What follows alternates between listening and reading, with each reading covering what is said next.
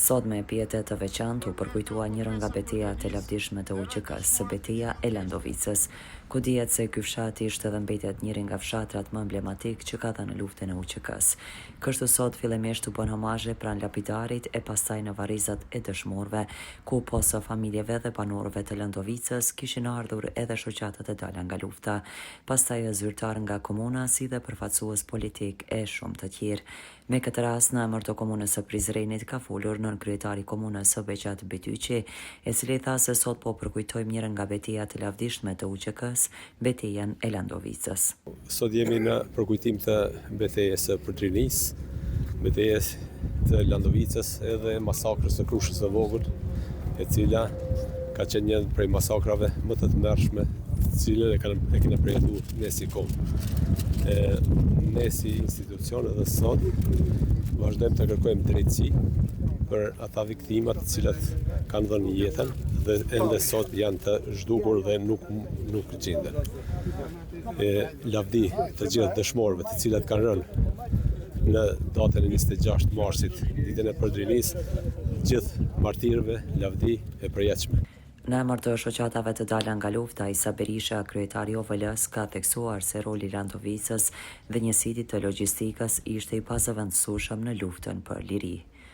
Prizrenia ka pas një rol të rëndësishëm në furnizimin dhe kalimin e shumë figurave më emblematike të kombit, që mund të ceki që Landovica ka qenë si vend stacion i gjithë atyre të cilët kanë shku për të marrë armatim dhe për të furnizuar armatim nga Shqipëria për në Kosovë. Kështu që Landovica dhe Prizrenia ka pas rolin më të rëndësishëm, ku dihet që edhe dëshmori i parë i komunës së Prizrenit është edhe përparim thashi. Kështu që neve na mbetet gjithmonë të i kujtojmë këta dëshmorë dhe martirë, të cilët janë të shumtë që kanë ndodhur në këto data të rëndësishme të kombit tonë, dhe lavdia i takon vetëm atyre të cilët e bën këtë sakrificë dhe u fijuan për lirinë e Kosovës. Kështu që lavdi gjithë dëshmorëve të kombit, lavdi gjithë martirëve të Prizrenisë.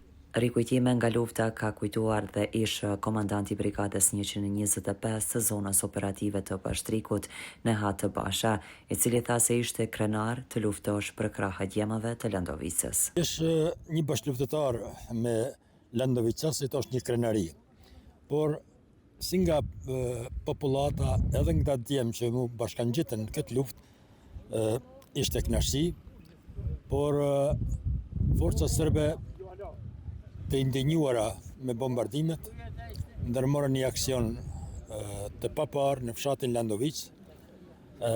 Menduan se letë do të depërtonin thellësitë e fshatit, po nuk ja dolën sepse ishin djemë të UÇK-s, do të Landovicës, të cilët nuk lejun që ato forca të hinë të del Sara dhe dëshmor e Shemgashi.